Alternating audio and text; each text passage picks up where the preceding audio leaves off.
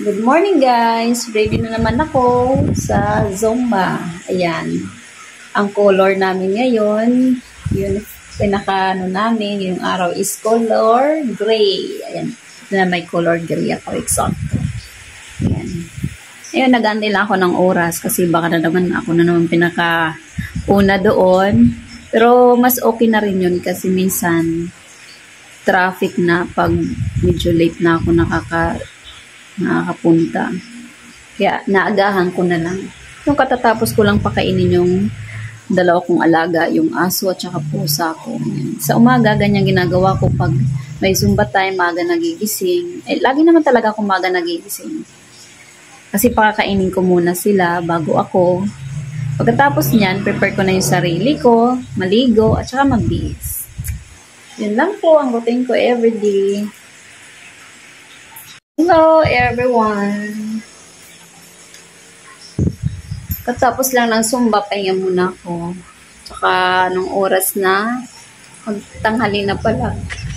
Nagutom ako, magluluto ako ngayon ng gusto ko yung may sabaw. Pumili ako ng bangus, ano ko siya,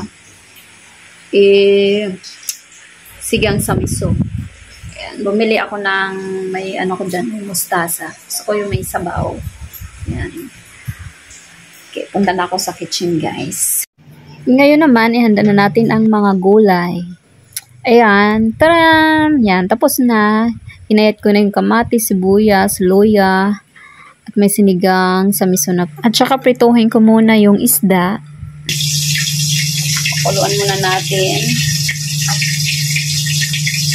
Tapos lagay ko na yung paminta. At ayan na po, naprito na po yung bangus. Ayan, kumukulo na siya. Lagyan na natin ang ating fish. Lagyan na natin. Lagyan na natin ang fish. Kasama na rin natin ang gulay. Ayan.